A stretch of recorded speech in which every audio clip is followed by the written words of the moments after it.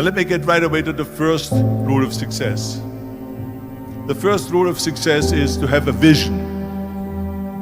You see, if you don't have a vision of where you go, and if you don't have a goal where you go, you drift around and you never end up anywhere. It's like you can have the best ship in the world, you can have the best airplane in the world. If the pilot or the captain doesn't know where to go, it would just drift around. It would not end up anywhere, or most likely in the wrong place. So I was very fortunate that I stumbled onto my vision. I mean, as you know, I was born in 1947 in Austria after the Second World War. And I didn't really like Austria when I grew up. I couldn't wait to get out of there. I couldn't see myself becoming a farmer or a worker in a factory or anything like that.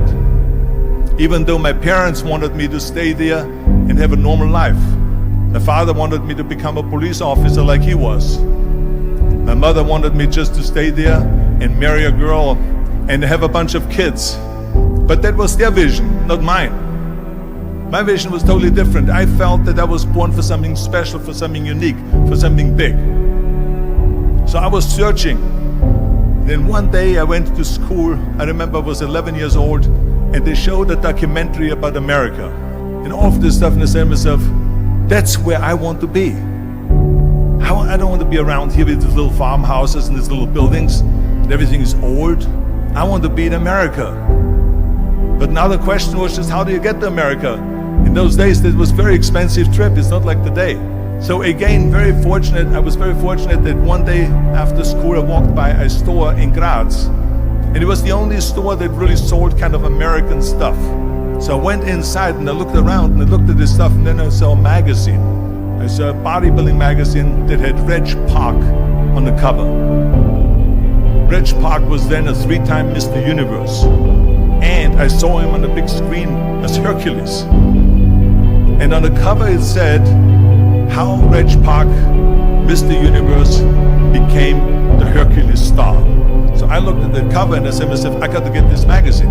So I bought the magazine, I took it home and I read it over and over from the front page to the back.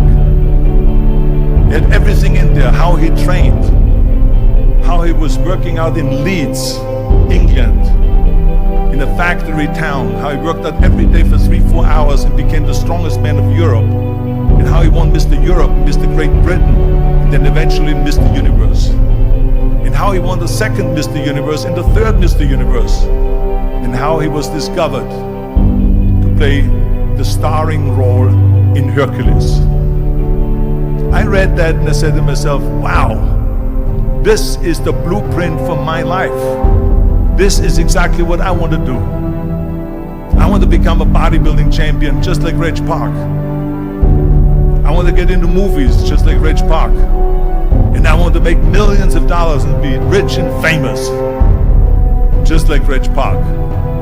Do you know how great it felt that I knew where I was going? Imagine the majority of people don't know where they're going. I knew where I was going. So it was just a question of how do you do it? I was so relieved. Because when you have a goal, when you have a vision, everything becomes easy. So I knew where to go. So people always ask me, when they saw me in the gym in the pumping iron days, they said, why is it that you're working out so hard? 5 hours a day, 6 hours a day, and you have always a smile on your face. The others are working out just as hard as you do, and they look sour in the face. Why is that? And I told people all the time, I said, because to me, I'm shooting for a goal. In front of me is the Mr. Universe title. So every rep that I do gets me closer to accomplishing that goal, to make this goal, this vision turn into reality. With the age of 20, I went to London and I won the Mr. Universe contest as the youngest Mr. Universe ever. And it was because I had a goal. And this is no different than anything else, what I'm talking about. This is not just about bodybuilding. It was the same in acting. And the same thing is also in politics. I remember that in politics, I had a very clear vision that I will be the leader of California. This is as far as I could go because I was not born in America, so I could not run for president. So being the governor of the 5th largest state was for me really the ultimate title, the ultimate accomplishment in politics. So even though people came up to me and says, why don't you go and run for something smaller, you're never gonna make it. I ran for governor, and then 2 months later I became governor of the state of California. Again, because I had a very clear vision what I'm gonna do with California. So let me tell you something, visualizing your goal and going after it makes it fun. You got to have a purpose no matter what you do in life. You got to have a purpose. So that's rule number 1, have a vision.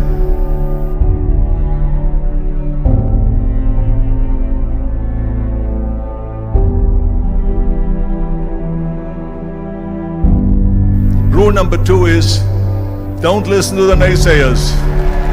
Everything I ever did, the thing that I heard out of people's mouth was, that's impossible. That can't be done. Or no. I remember when I wanted to be a bodybuilding champion, including my parents and everyone else around me, said this is impossible. That is exactly what I heard, and of course I proved to the people that it can be done. So whenever someone said to me, it can't be done, I heard it can be done. When they said no, I heard yes. And when they said it's impossible, I heard it is possible.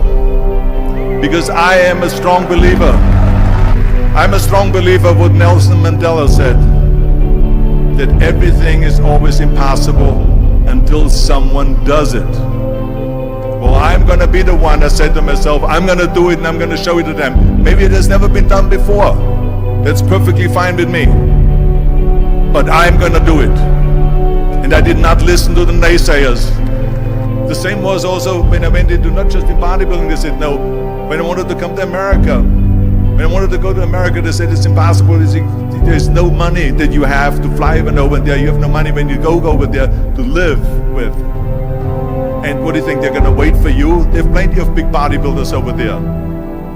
It was all no, and it can't be done, it's impossible. And I remember then that the same thing happened also when I went into the show business. I won 13 world bodybuilding championships altogether, and now I said to the agent, the Hollywood agent, I want to get into movies. He said, that's funny, Arnold. I asked a studio executive, I say, I want to get into movies. I want to be a leading man. He started laughing. So they all say it's impossible. I said, why is it impossible? He says, because look at how big you are. You weigh 250 pounds. Hercules bodies and muscular bodies weighing 20 years ago. And then they told me, says, and your accent, even if you reduce all your body weight and everything and have a normal body, I said, your accent, I mean, it will go give people goosebumps. With the German accent, it will get people the creeps. They will get scared. He says, no one in Hollywood ever has become a leading man that had an accent. That's the kind of stuff that I heard. They said, no, you see, it's impossible. And plus your name who can pronounce Schwarzenschnitzel or something like that. No one can pronounce that, so forget about it, Arnold. This is the kind of thing that I heard. Now that's very encouraging, isn't it? But you know something? I didn't give a shit. I said to myself, in bodybuilding I worked out 5-6 hours a day. I'm gonna do the same thing now for acting.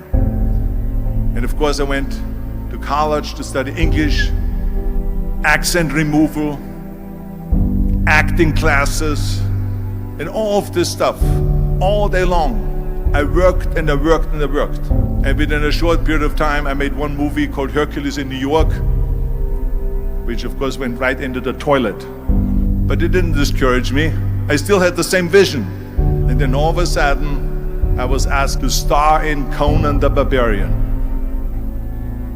And after I did Conan the Barbarian, the director at the press conference said to the press, he said to the press, if we wouldn't have had Arnold, we would have had to build one. And the same thing was with Terminator. After we were finished filming Terminator, Jim Cameron said to the press, if Arnold wouldn't have had that accent and talked like a machine, I think the movie wouldn't have worked. So think about that. The body and the accent that they attacked was an asset.